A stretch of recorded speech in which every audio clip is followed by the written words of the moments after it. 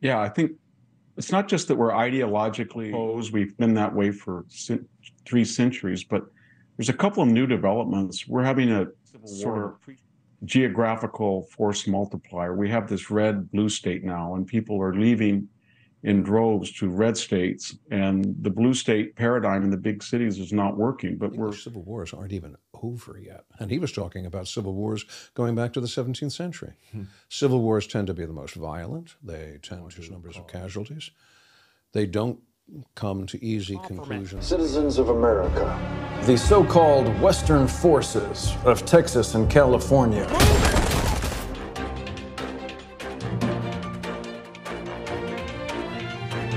In 1861, the United States faced its greatest crisis at that time. The northern and southern states had become less and less alike, socially, economically, politically.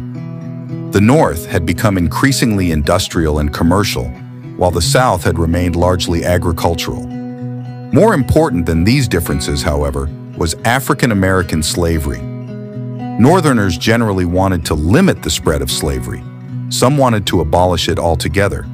Southerners generally wanted to maintain and even expand the institution. Thus, slavery became the focal point of a political crisis.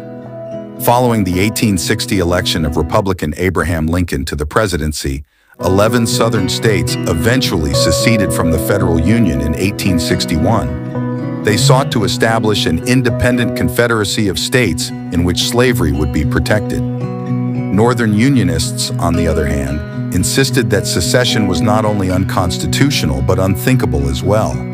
They were willing to use military force to keep the South in the Union. Even Southerners who owned no slaves opposed threatened federal coercion. The result was a costly and bloody Civil War. Almost as many Americans were killed in the Civil War as in all the nation's other wars combined. After 4 years of fighting, the Union was restored through the force of arms. The problems of reconstructing the Union were just as difficult as fighting the war had been. Because most of the war was fought in the South, the region was devastated physically and economically. Helping freedmen and creating state governments loyal to the Union also presented difficult problems that would take years to resolve. The South during the Civil War. Most of the fighting during the American Civil War took place on Southern soil. In part, this was the result of the war strategies of both sides. To win the war, the South had only to survive. On the other hand, for the North to win, the Union had to be restored. Thus, Union forces had to conquer the South in order to win the war. War action around their homes created many hardships for Southerners. The hardships increased or intensified for other reasons as well. As an agricultural region, the South had more difficulty than the North in manufacturing needed goods for both its soldiers and its civilians. One result was that Southern civilians probably had to make more real sacrifices during the war than the Northern civilians did.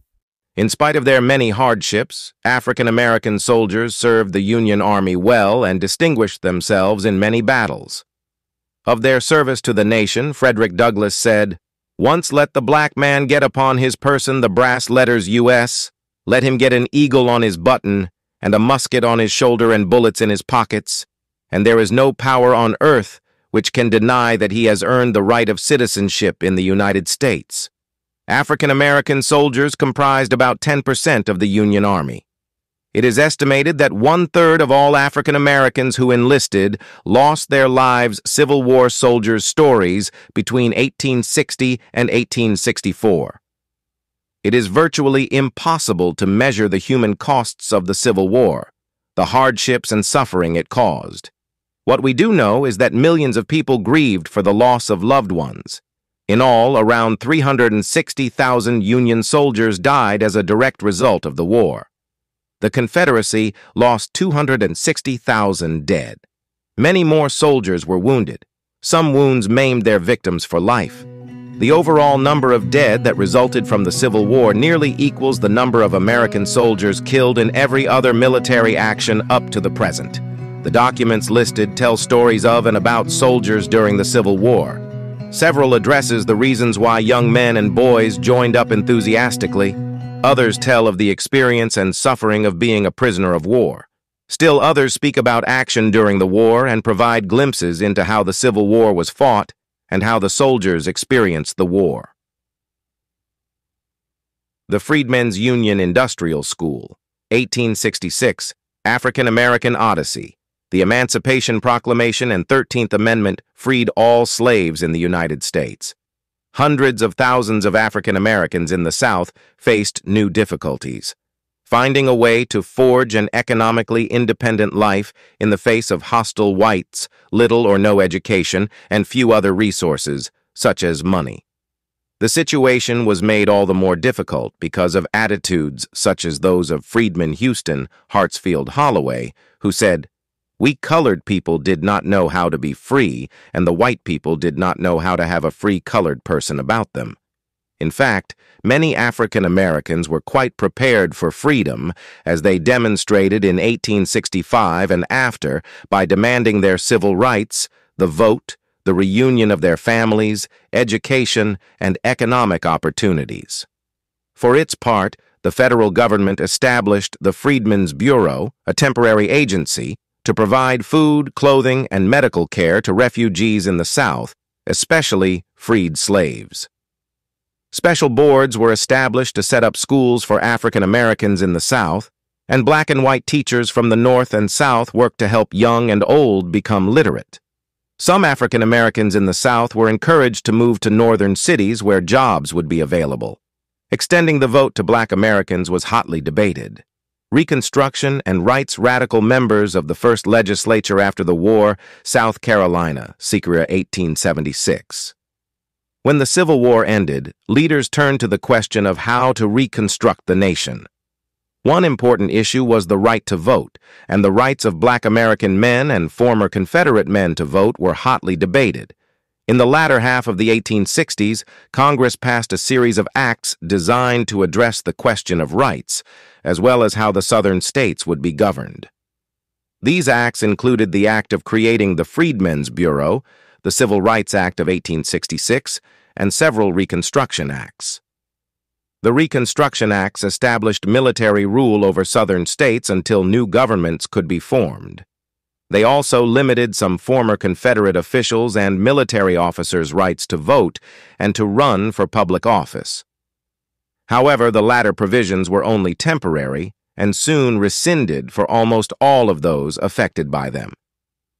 Meanwhile, the Reconstruction Acts gave former male slaves the right to vote and hold public office. Congress also passed 2 amendments to the Constitution.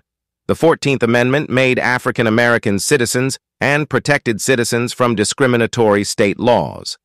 Southern states were required to ratify the 14th Amendment before being readmitted to the Union. The 15th Amendment guaranteed African American men the right to vote. Most of the documents in this section are related to the right to vote and how voting actually occurred in Southern states. Other rights are also discussed in some of the documents. As you read the documents, weigh the various arguments that are made. Also, look for similarities with issues or concerns that have been raised in more recent U.S. history. Mending the family kettle, prints and photographs. Division. The aftermath of any war is difficult for the survivors. Those difficulties are usually even worse after a civil war. Such was certainly the case in the period after the U.S. Civil War. With several notable exceptions, most of the fighting during the Civil War took place in the South. As a result, most of the devastation of the war affected the South and its people to a much greater extent than people in the North. In addition, portions of the South were occupied by federal armies from virtually the very beginning of the war. Over time, Union forces occupied more and more Southern territory and governed those places as well. Reconstruction was a period of political crisis and considerable violence. Many white Southerners envisioned a quick reunion in which white supremacy would remain intact in the South. In this vision, African Americans, while in some sense free, would have few civil rights and no voice in government. Many Northerners, as well as Andrew Johnson, who succeeded to the presidency after the assassination of Abraham Lincoln, shared these views. On the other hand, Both black Southerners and a large number of Northern Republicans thought that before the Southern states were restored to their place in the Union, the federal government must secure the basic rights of former slaves. Conflicts over the nature of Reconstruction led to President Andrew Johnson's impeachment by Congress.